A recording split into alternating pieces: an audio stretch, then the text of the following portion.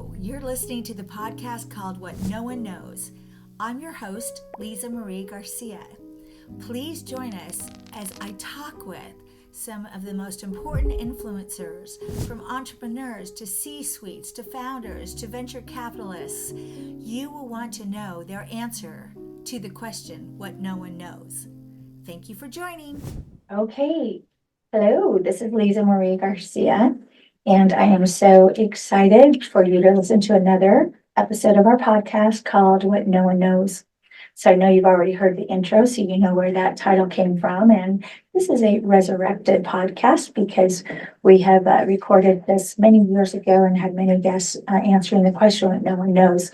So we will end with that question. So today we'll start by introducing our guest, Mariah Ramos, who we're going to let her tell us her current position at the Tampa Bay Wave. And but before we get into that, I just want to give you some general background about her. She is an FSU grad. However, she is from Buffalo, New York. She currently lives in Tampa Bay, Florida, and she is a young professional. She graduated in 2015, and I've known her now for a bit. And when I review her experience, her resume, it's unbelievably impressive, especially considering her age.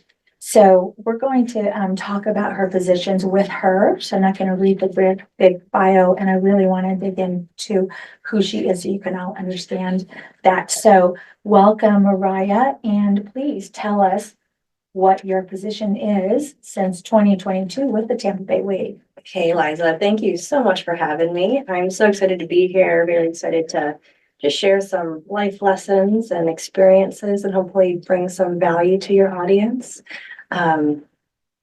Where should we begin? Where do you want to start digging in? So let's talk about your current role. Yeah. You've been at the Wave about 2 years now. I Yes. would have thought it was 20, everything that you're doing here, but tell us what you do here. Startups move so fast, right? And being able to work with 75 of them in a year is, a blessing, but it's always overwhelming and always new, and there's always new challenges to take on. So my title is Manager of Mental Relations and Accelerator Operations.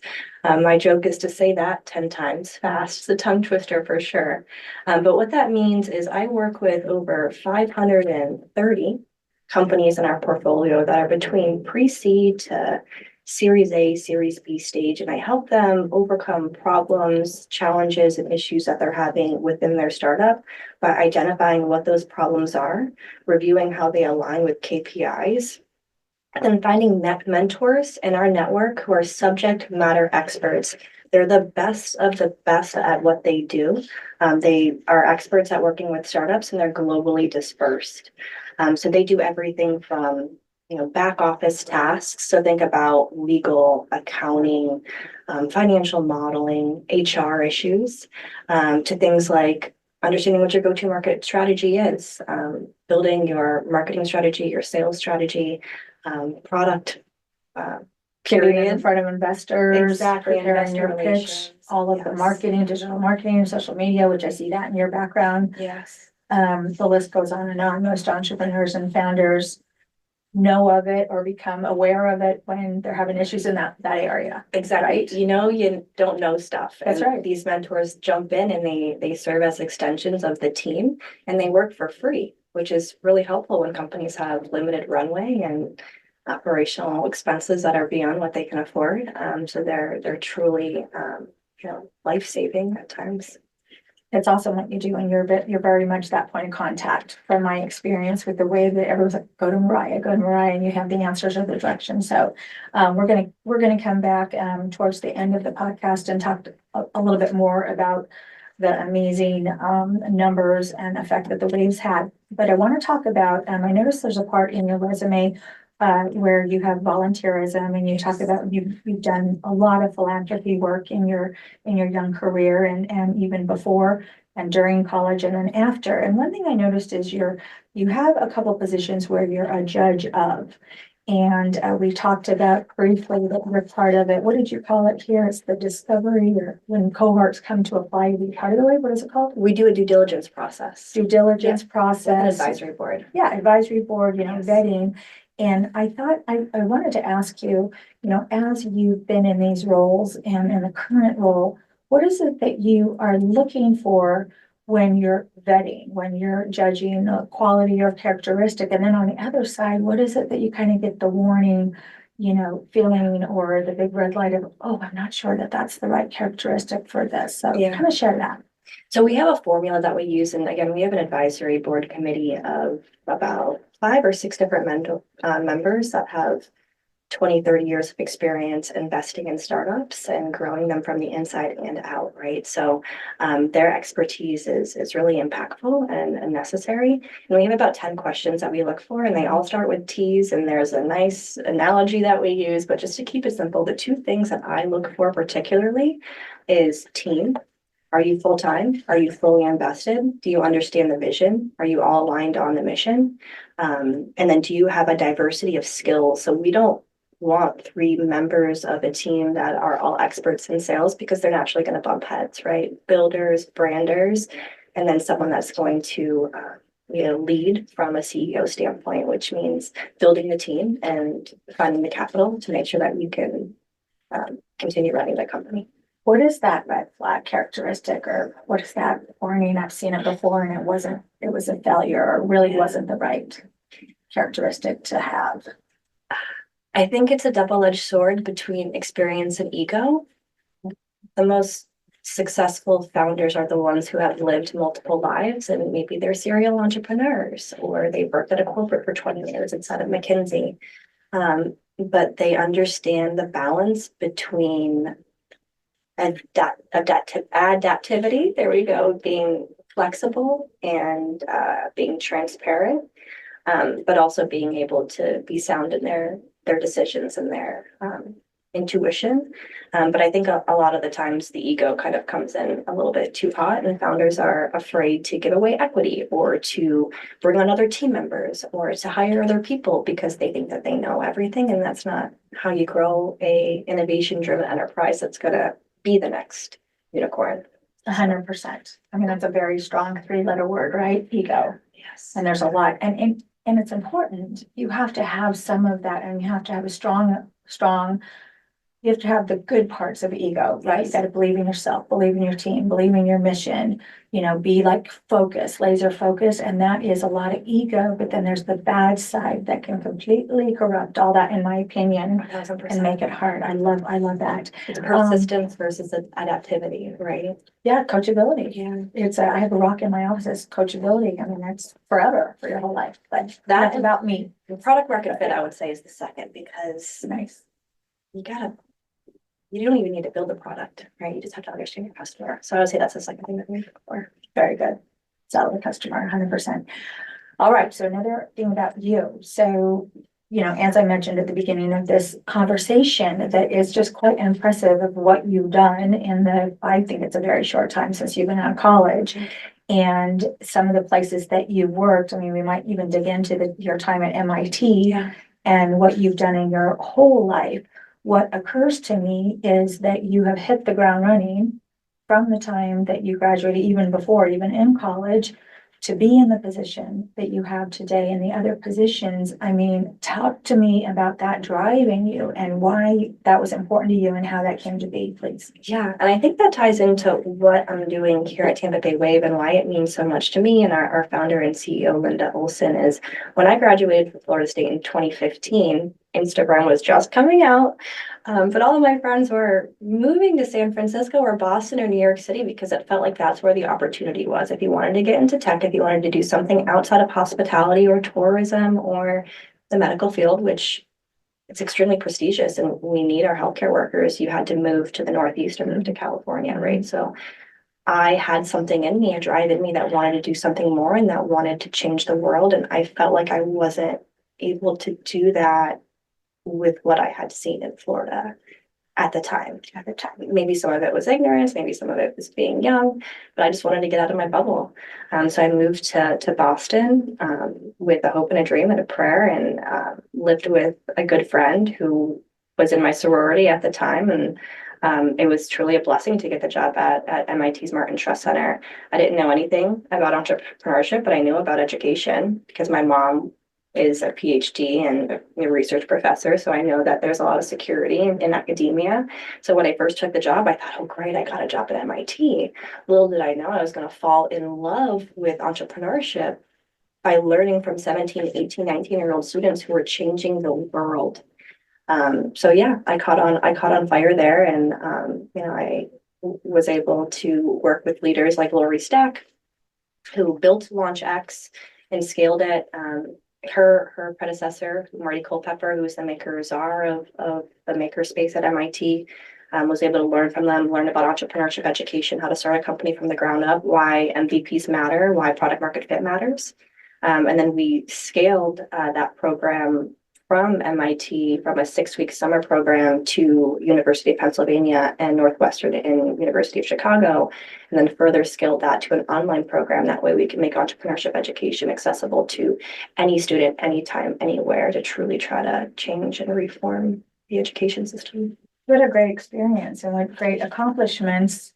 Who would know, right? I mean, that's one of the fun things about life is you never know what opportunity you'll take skills from that then 20 years later, 10 years later, 5 years later, whatever it is, it was your experience. It was your schooling and education, right? For your next step. Exactly. I love that. Exactly. I know we talked a little bit. I want to just go back to your MIT time, and you had mentioned the mentor, and you'd mentioned who she was, but I want you just to I think it's wonderful when other women help other women, Yes. right? In So a big true. way, not just, hey, I'm your friend, I'm your buddy, but really help you in your career and help support you to grow. Yeah. Talk a little bit about how great that was and what your experience takeaway was. I mean, instrumental, life-changing. Yeah. There's no other way to explain it, right? Women who help other women are doing a service in the world that I can't even, verbally explain, because a lot of the times we didn't have that mentor in our family, or in high school, right? Or in our small community. So being able to go and enter a big city like Boston, where it's leading in innovation across the world, and to be able to learn and find trust and support from another woman who wants to hand you their torch in a gentle way, in a trusting way, in a way that's not like hazing, right? Right. That's, I feel like, what's going to change the way that women are perceived in the business world, and entrepreneurs are created, right? Because there is a lack of females in entrepreneurship, because I feel like a lot of them just haven't seen anyone that have walked in those steps before, and there's a sense of fear and anxiety that is controlling. So a female mentor helps to fight that. Absolutely. And what you're talking a little bit about as well as that modeling. Yeah. Right. So they talk about that in, many, many different ways, is that if someone doesn't have that model, how can they know? Yeah. And so a great mentor models it, and models not what they say, models how they live and what their behavior is and what their action is.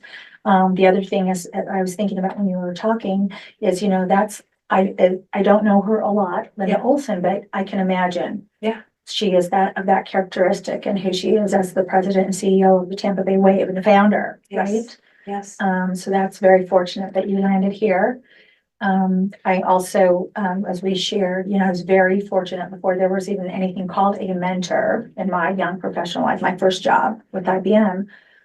My two mentors happened to be female, and they were amazing women that even now I try to model. One had just amazing presence and patience. Yes. And listening skills.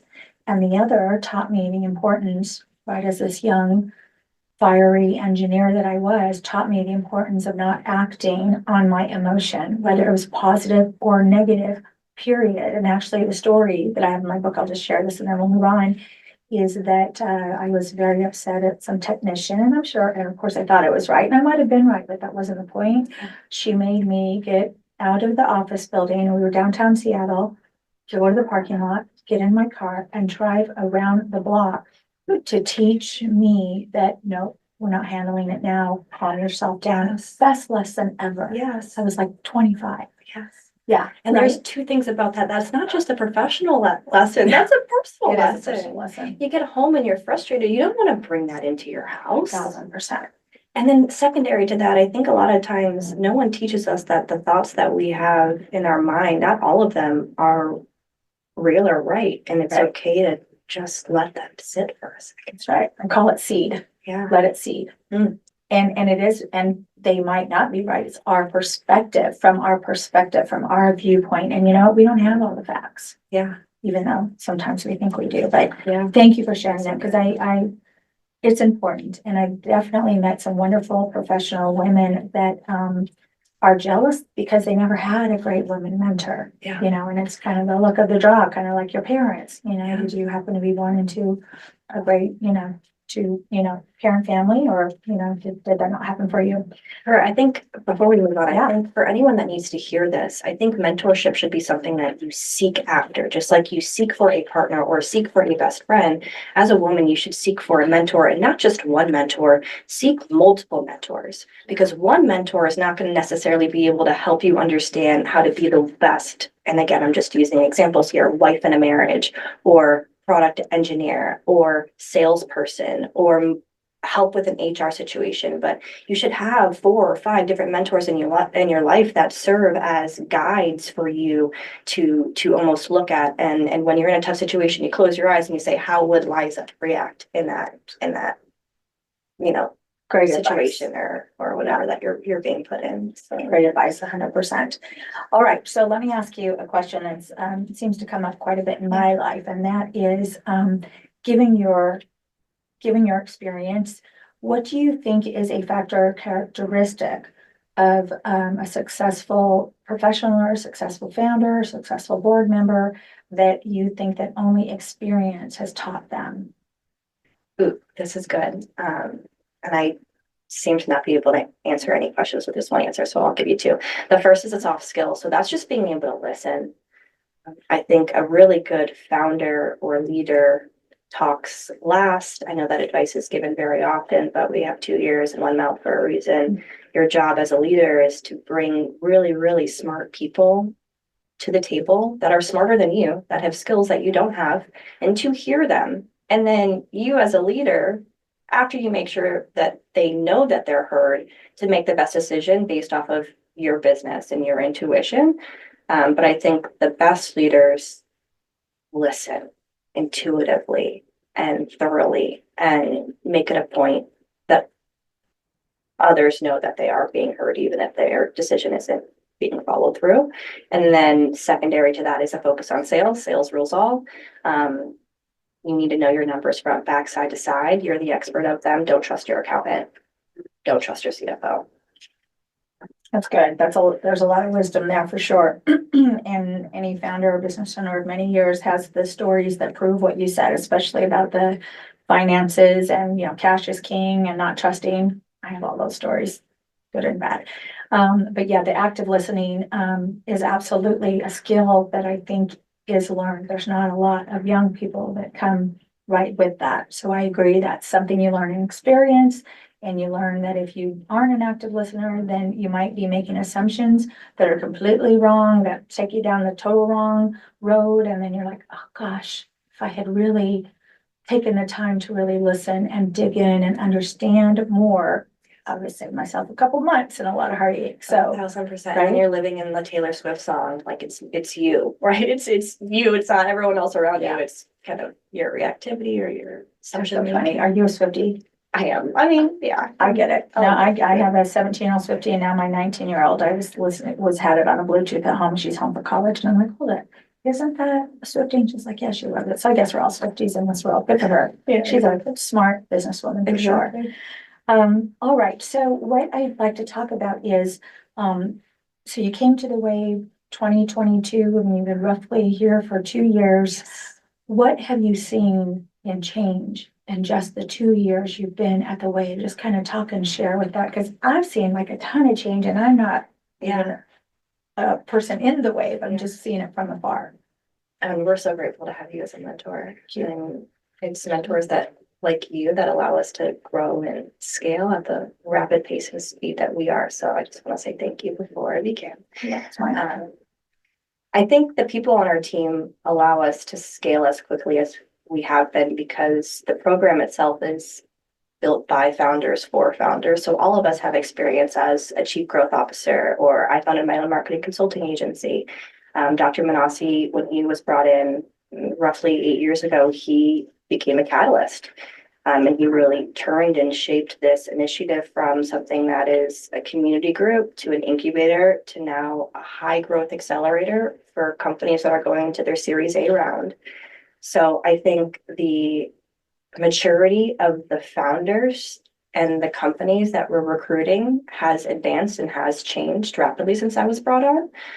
When I was brought on, we were running 3 programs. Next year, we just finished a strategy meeting. We're planning on running potentially 6 programs. And we're doing that by really understanding what the industry needs here in the state of Florida, and by appeasing them and building our product, which is the startups, for their needs for potential acquisition or a merger or a customer, right? Because we want this to be a sustainable model where we're relying on the corporations and private companies versus just relying on state funding or federal funding, because we are an NGO. So I think that's what's shifting, is our ability to see these industry needs and to shift to help them and to advance the maturity of our founders along the way.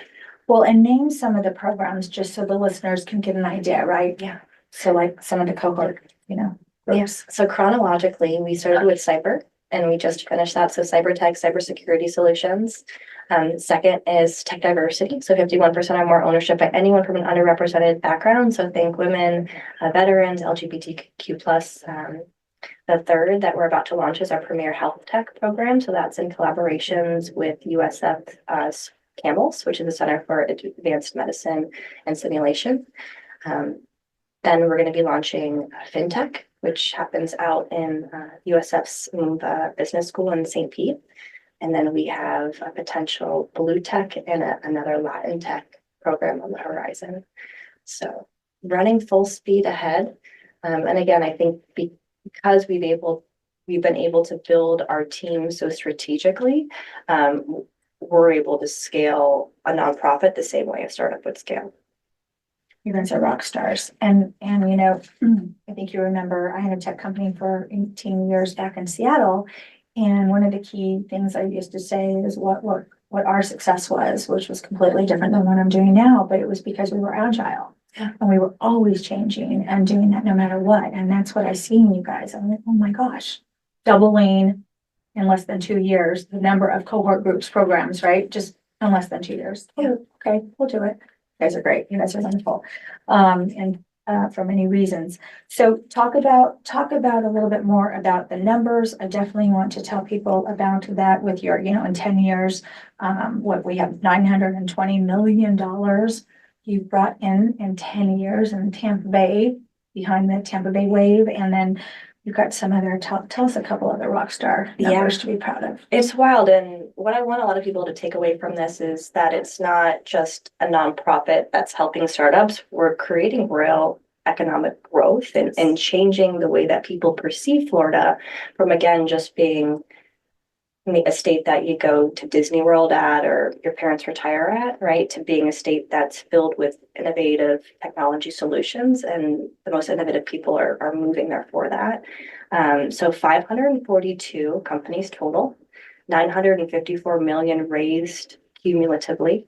We've had 17 exits. We have 247 active companies, and we've created over 5,300 jobs. So over the last 3 years alone, if you just want to get a snapshot of what our startups have been seeing from a funding environment, we've helped them raise, and they've seen over $200 million in a decreased funding environment. So although things tend to be perceived as moving a little bit slower, the companies in our portfolio are finding that because they are focusing on product market fit and they are focusing on the needs that corporations and their customers have. So Right, I mean, the needs, the trend, what is trending in the current marketplace, they live and breathe it, are selling to it, are modifying their companies to what is active right now in the market. exactly. And I mean, that's why I like hanging around all the entrepreneurs and founders, so I can learn what it is, so too, so Same. it's very impressive. Okay.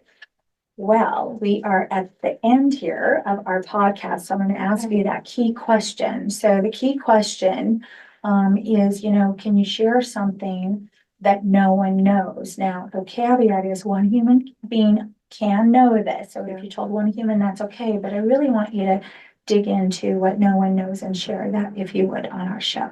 Yeah, I think what no one knows is that anyone can be an entrepreneur. Anyone can launch an innovation-driven enterprise and scale it and see $1 billion in revenue. I think the thing that holds us all back is fear. And once we're able to conquer that, we're able to literally do anything. So that's the first tip. And if you do want to start a startup, don't get into your head about how hard it is to build a product and you don't know how to code and you're not an engineer. Just start selling. Just pick up the phone and call who your customer is and figure out what hurts, figure out what their pains are and what solutions they're looking for and what KPIs that they're being judged against and solve for that. And then hang up the phone and then pick up the phone again and call another customer. And then hang up the phone and then do it again. And do it And again. just do it again until you know what that product looks like. And by that time, you'll have at least 1 or 2 evangelists, build your team, and that's all you need. I love your lingo, gotta tell you. I love the lingo, evangelist 100%. And just do it. We say a lot of times, it's really not magic. Yes, we have our skill. Yes, we have our talent. Yes, we have our energy. But at the end of the day, like you said, hang up the phone and make another call. Just do it. Exactly. Just So do it. thank you for being a part of this show. I know people are going to want to get in touch with you. So in the show notes, we'll make sure they can connect with you and watch you. And you're doing some really great stuff, by the way, too, out in the social media, digital marketing for Mariah Ramos. So we'll have that in the show notes. And thank you for all that you do as representing the Tampa Bay Wave. Thank you. Thanks I'm so so grateful much. for you. This is so wonderful. Thank you for listening to our show, What No One Knows. If you'd like more information regarding our guests, it's in the description below, as well as if you'd like to work with our publishing and promotion team, that you can also find in the links. Thank you.